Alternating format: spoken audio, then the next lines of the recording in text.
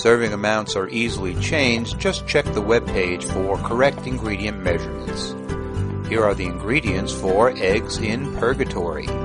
You'll need olive oil, red onion, eggs, canned plum tomatoes, grated Parmesan cheese, salt, fresh basil, and black pepper.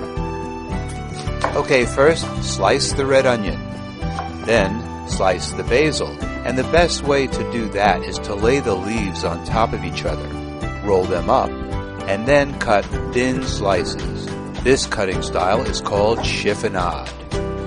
Okay, when you're ready, under medium heat, add oil to a 10-inch non-stick skillet.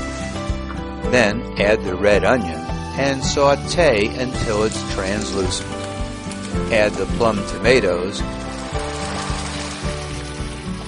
and then season with salt and pepper, cooking it over medium heat for 12 to 15 minutes until the tomatoes start to break down.